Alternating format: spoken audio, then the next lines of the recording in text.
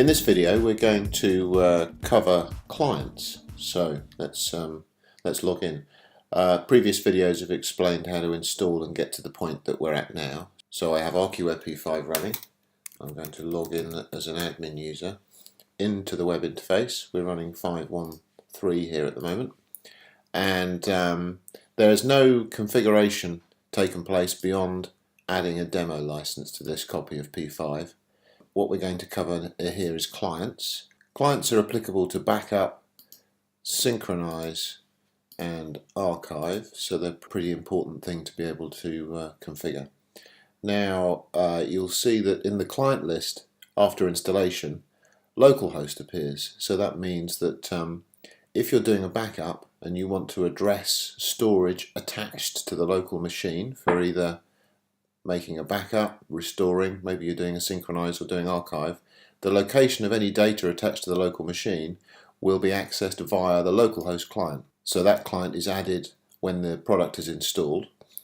Any additional machines that you want to back up, synchronize to or from, archive to, restore to, need to be added to the client list. And this is done by clicking the new button, as you can probably guess at the bottom.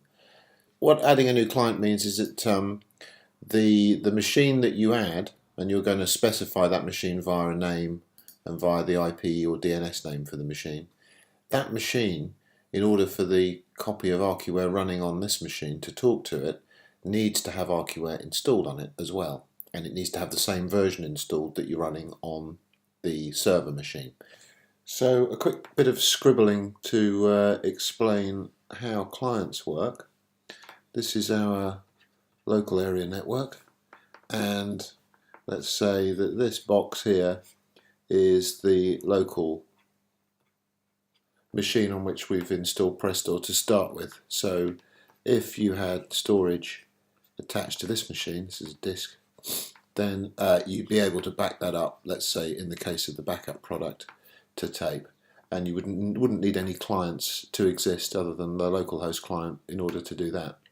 Now if you wanted to back up your mail server in addition, which is probably something that you likely would want to do, then you basically have to install Archiware on the mail server to start with, and then over here on the configuration for localhost you would add the mail server into your client list as a client by specifying the IP address and a login on this mail server, and then your storage containing your emails would then also be able to be backed up, and that would come over the IP network and allow that data also to be written to tape. So now you've got one server and one client, but you could have another client over here, and this might be a database server also with storage attached. So you'd also install Archiware on this client, and then that would allow you to back this one up over the IP network. Likewise, you might be looking to make a synchronize plan and replicate data from these two machines, the database server and the mail server, back to an additional disk that you're placing back over here on the backup server. And so to do that you would again need both of these to be configured as clients. So when you add a client, you specify a name for the client, which is arbitrary. It doesn't have to match the actual name of the machine. So I'm going to put my Mac Mini server in there, and then I'm going to specify the IP address of that machine. And when you're adding a client, it's best to use either the root account to authenticate yourself on it, on a Unix OS, so Linux OS 10 Solaris, and an administrator user that definitely has read-write access to all the storage that Archiware is going to need to access. If you specify an administrator account on a Mac, as in this example, then you run the risk of not having read access to all the data that might be stored on shared storage. Just because you're an admin, there may be other admins that own files that you don't have permission to read. So the root account is a good bet because it's got access to everything. So I've put in the IP, the root password. You'll notice over here this is the TCP/IP port that the server will talk to the client over, the port that we connect to at the other end.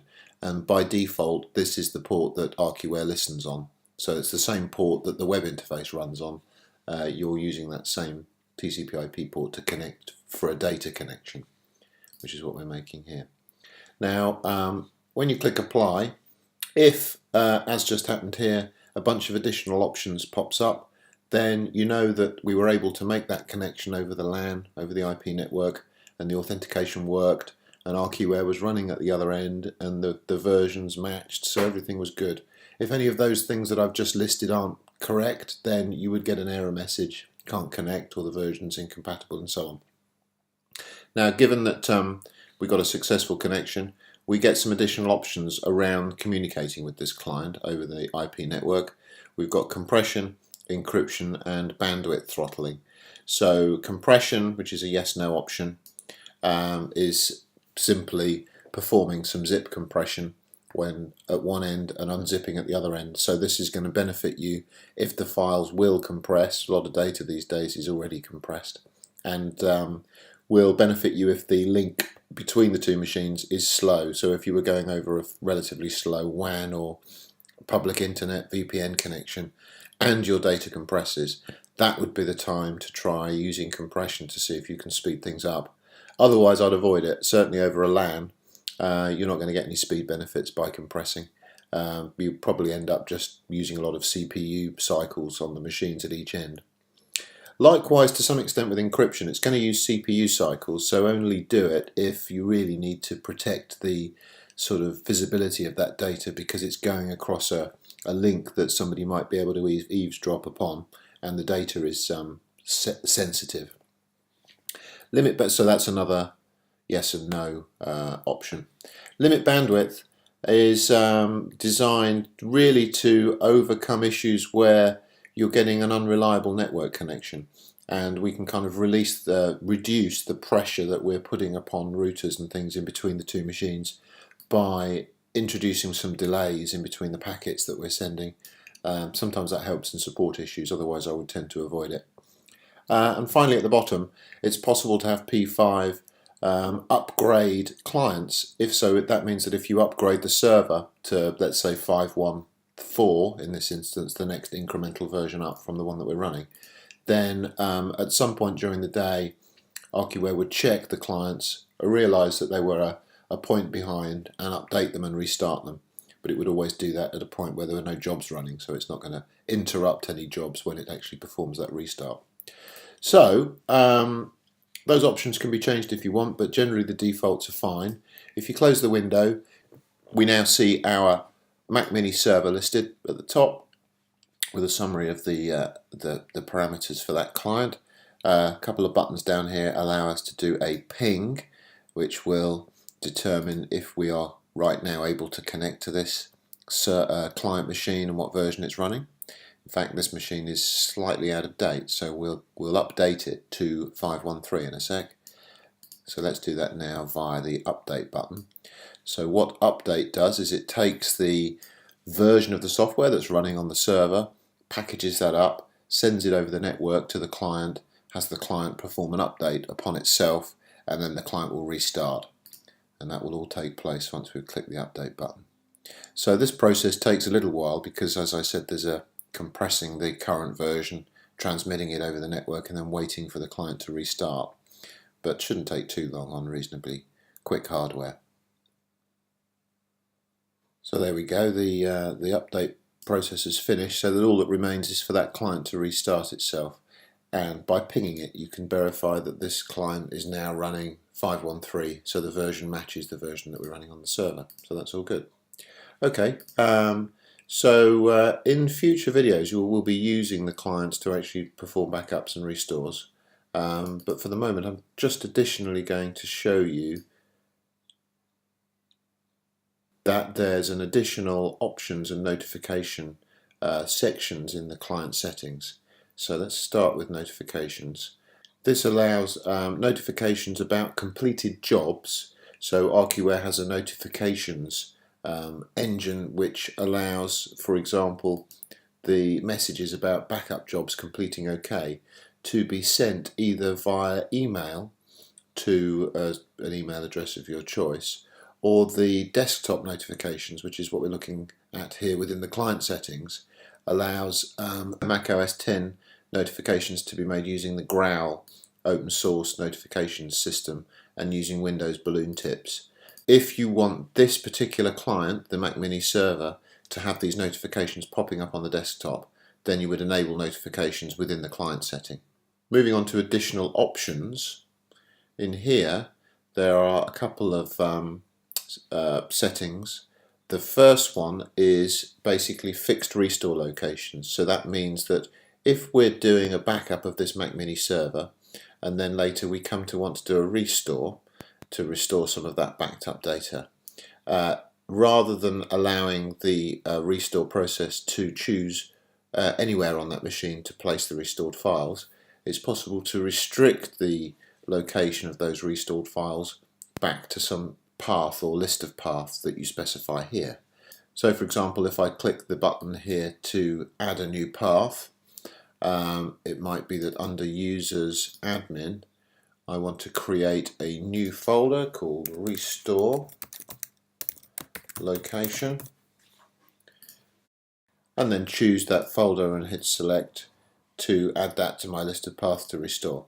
And if I want, I can go browse other folders and build a list. So if you just have a single restore location, that means that any restores will be forced to go to this directory that we've specified.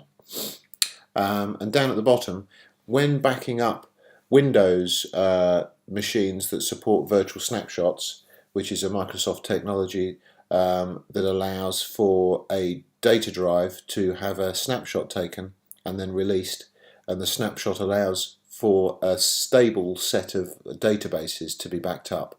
So this Microsoft products support this, so Microsoft Exchange and SQL Server both integrate with VSS, and that means that if you're backing up a drive where those two products are storing their data, you can use VSS here to trigger a snapshot to be created and then released around the backup so that the databases you back up are consistent and not changing while you're trying to read them.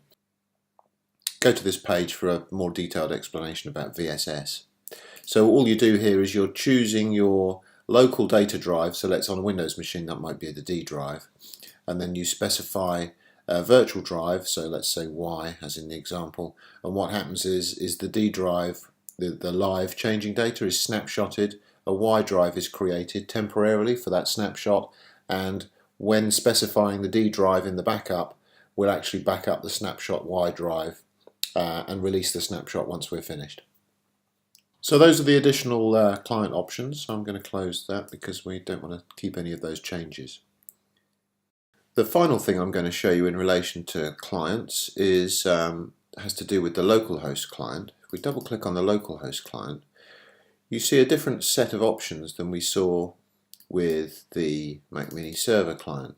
So clients that are remote to the server, like this one, have a particular set of options that relate to the fact that we are communicating with this client over the IP network, whereas the local host, uniquely because it's the local machine, has a different set of options.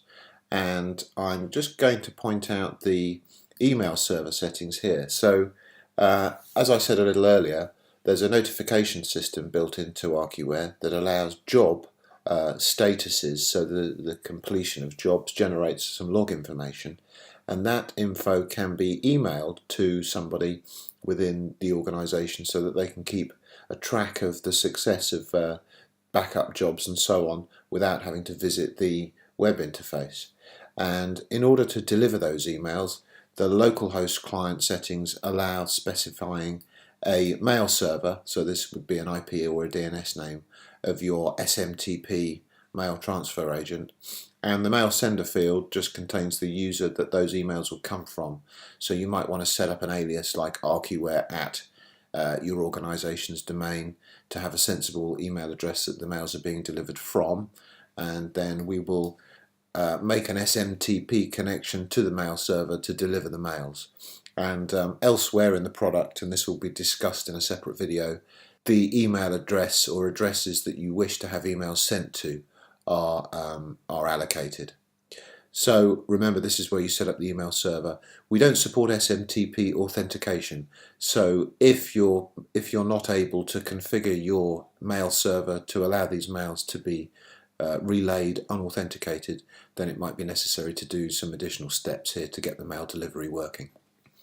And then under the additional options, again as before, it's possible to specify the restore locations and VSS, and likewise for the notification settings. So they're the same, but the general setup for the localhost client allows access to email server. The data encryption part will be covered in the advanced video. So there ends the client video. Thanks for watching.